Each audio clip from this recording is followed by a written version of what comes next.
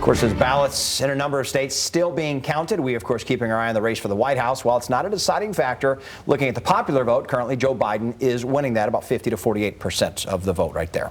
For a closer look at the figures and where Michigan is falling, let's check back in with our Ryan Cummings. Ryan? Yeah, guys. You were talking about Joe Biden winning the popular vote. He also is now at more votes than any other president so far in U.S. history. Now let's take a look at the electoral map. Now this is Biden's at 264. Trump is at 214. Of course, as we've been saying all night, you have to be at 270 to win. So some of these states, Pennsylvania still has about 15% of the vote left to count.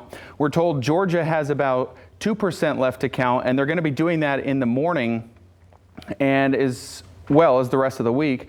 And then I think we're at about 95 to 96% in North Carolina. So these are leaning red. So let's go ahead and mark Pennsylvania, North Carolina, Georgia, and Alaska for President Trump.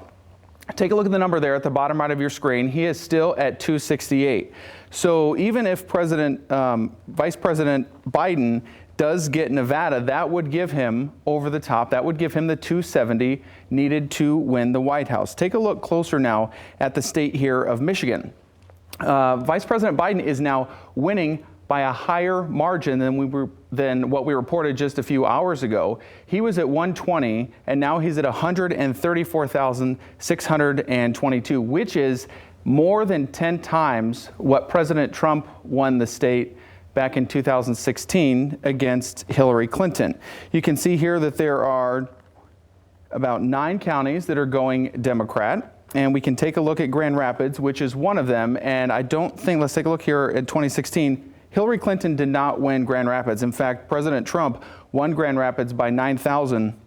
And if you take a look at this year, Joe Biden is ahead in Kent County by more than 21,000. We were looking at the U.S. Senate as well, and we've been mentioning that the Gary Peters, the incumbent, is currently ahead with nearly 100% of the votes reporting. This is 73,185. We do know that he sent out a statement to the news, basically, saying he's won, he's ready for his reelection. And he also said that, well, actually, we have not heard from John James Camp, though. The lady in charge of his press department told me that they are still worried and not really sure about all the votes that are coming in from Detroit.